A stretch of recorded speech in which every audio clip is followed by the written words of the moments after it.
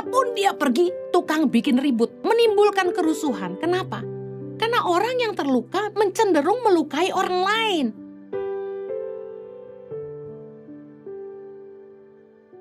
Yang kedua, apa yang membuat hati kita penuh kejahatan? Kepahitan.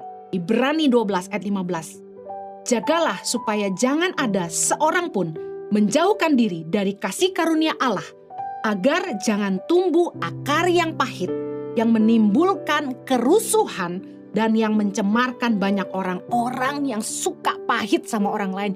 Dendam, benci, nyimpen amarah, kekecewaan dalam hatinya. Hatinya penuh dengan kepahitan dan kebencian. Dia itu biasanya tukang bikin rusuh, tukang bikin ribut. Dikatakan menimbulkan kerusuhan. Kemana-mana pergi bikin ribut. Ke gereja A bikin ribut, ke gereja B bikin ribut. Ke komunitas A bikin ribut, ke komunitas B bikin ribut. Kemanapun dia pergi, tukang bikin ribut. Menimbulkan kerusuhan. Kenapa? Karena orang yang terluka cenderung melukai orang lain. Perkataan firman Tuhan gini, Matius 15 ayat 18 bilang gini, apa yang keluar dari mulut berasal dari hati, dan itulah yang menajiskan orang. Ayat 19, karena dari hati timbul segala pikiran jahat, pembunuhan, perzinahan, percabulan, pencurian, sumpah palsu, dan hujat. Ucapan mulut kita meluapnya dari hati. Dengar baik, kalau hati kita pahit, kecenderungan apapun yang kita keluarkan dari mulut kita pasti menyakitkan orang lain. Pasti negatif. Orang niatnya baik, nangkapnya negatif. Gak ngomong, sekali ngomong nyelekit. Melukai orang-orang di sekitarnya. Itu orang-orang yang hatinya pahit. Selalu nyakitin orang dengan omongannya sendiri. Orang yang pahit pasti tukang bikin ribut, bikin rusuh, dan mencemarkan banyak orang. Orang yang pahit pasti suka jelek-jelekin orang. Pasti suka iri sama orang. Mencemarkan banyak orang tuh gini, orang yang pahit pasti akan membuat sekelilingnya jadi pahit juga. Orang yang sakit hati akan melahirkan generasi sakit hati.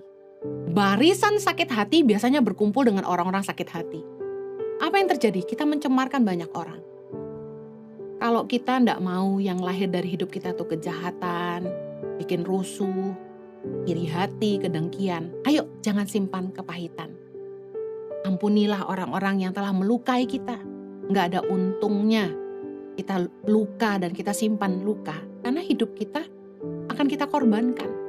Orang yang menyimpan kepahitan sedang mengorbankan dirinya sendiri. Mengorbankan masa depannya, kesehatannya. Nggak ada yang baik yang lahir dari kepahitan. Malah bikin penyakit diri sendiri. Ayo belajar ngampuni. Bermurah hatilah seperti Tuhan pun bermurah hati.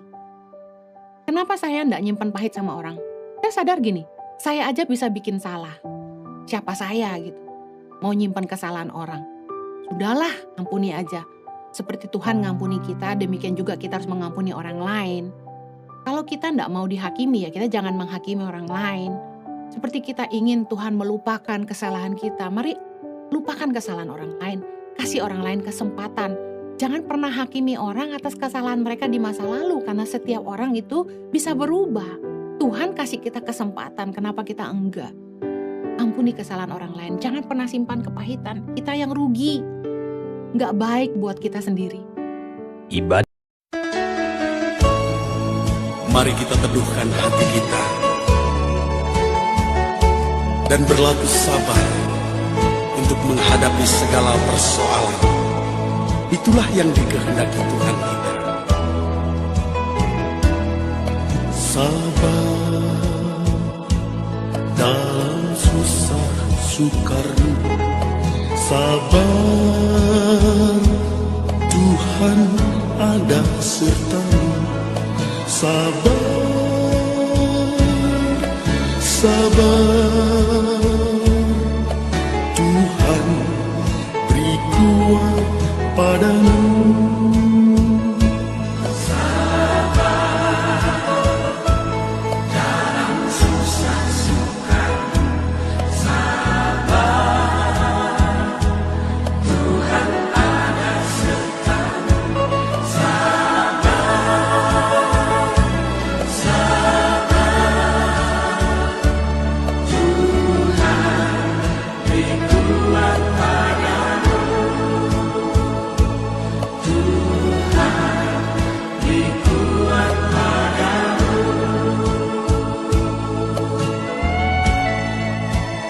dalam situasi seperti ini,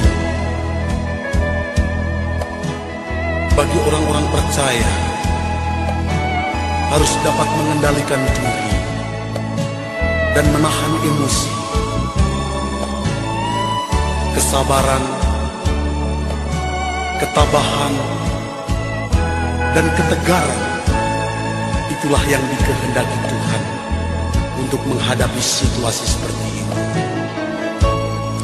Saudara, mari kita lebih dekat kepada Tuhan, karena Dialah tempat perteduhan kita. Sabar dalam susah sukarmu, sabar, Tuhan ada sertamu. Sabar, sabar, Tuhan beri kuat padamu.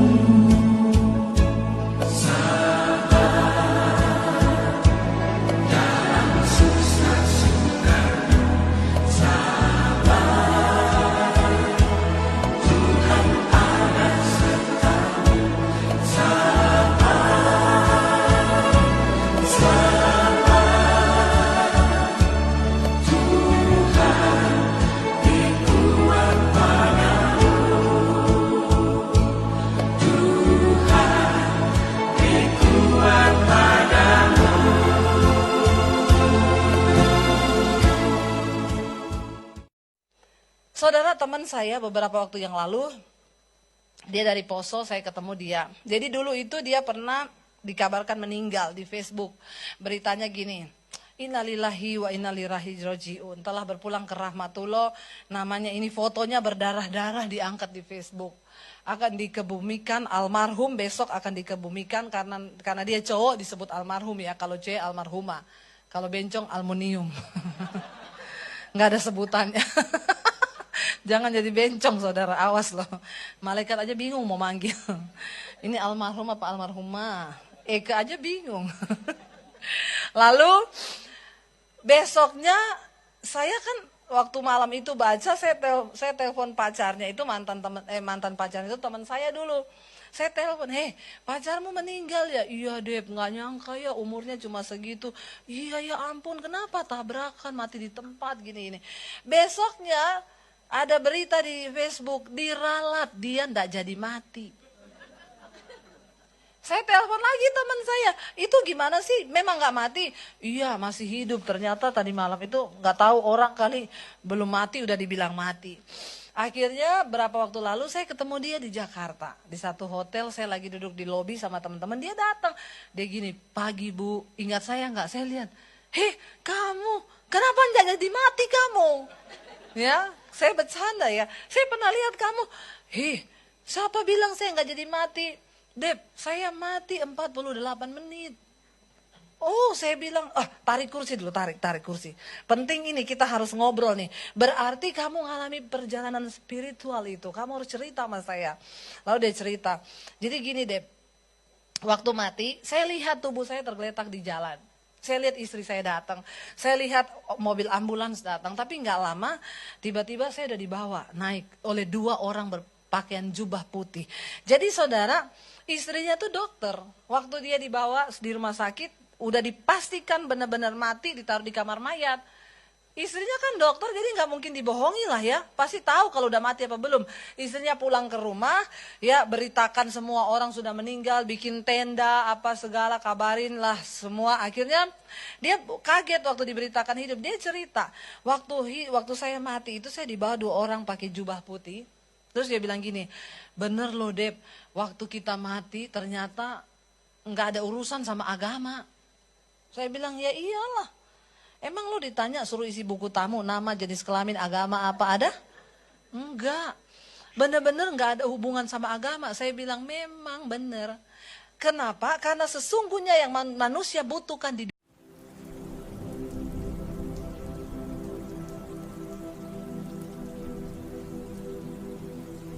Mazmur 121 ayat 6-8.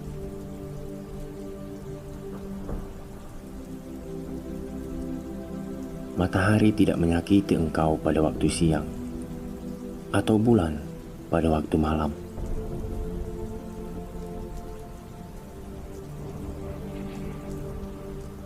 Tuhan akan menjaga engkau terhadap segala kecelakaan. Ia akan menjaga nyawamu.